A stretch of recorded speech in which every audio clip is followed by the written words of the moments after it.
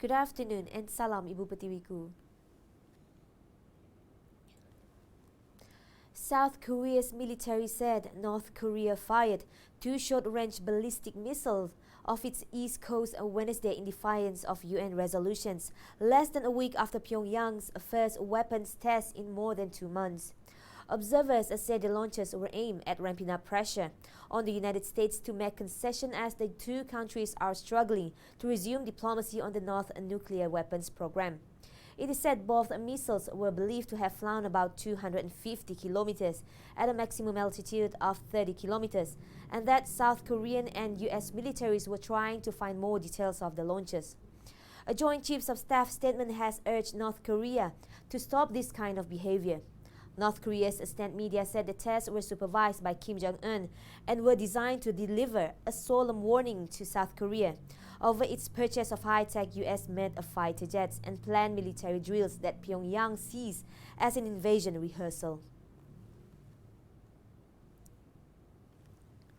Hundreds of people surrounded a police station in Hong Kong on Tuesday chanting, "Free the martyrs," after 44 activists were charged with rioting following weekend clashes between protesters and police defending China's representative office. It was the first time the rioting charge has been used during protests which erupted over an extradition bill that would have allowed people in Hong Kong to be sent to mainland China for trial. Another man was charged with possession of an offensive weapon. Police fired tear gas and rubber bullets on Sunday as they sought to defend China's main representative office from protesters who set up roadblocks and hurled bricks and sticks. Rioting carries a maximum 10-year jail term in Hong Kong. Activists said they have done nothing wrong and are only seeking justice. In the driving rain, many chanted "Liberate Hong Kong" and "Revolution of our time." Besides calling for the extradition bills to be scrapped rather than its suspension so far, protesters have also demanded the resignation of city leader Carrie Lam, an independent inquiry into the police handling of the crisis, and the unconditional release of all those arrested. Some of the activists are due to appear in court on Wednesday. A Congolese health official said a second case of Ebola was detected on Tuesday in the eastern Congolese city of Goma.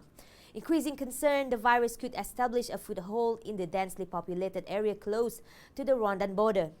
Goma's first Ebola case was detected in mid-July, prompting the World Health Organization to warn that the spread of the disease could accelerate. The epidemic has killed more than 1,700 people since it was declared almost a year ago, becoming the second worst outbreak on record.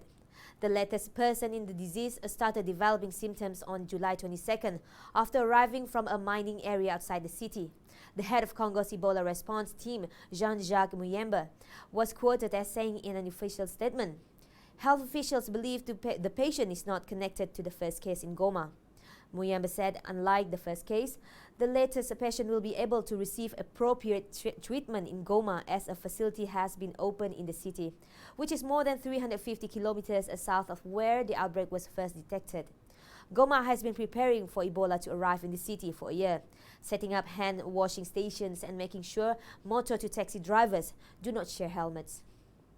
Well, that is all for me. I'm Yumes Rani for TV Sarawak. Anytime, anywhere.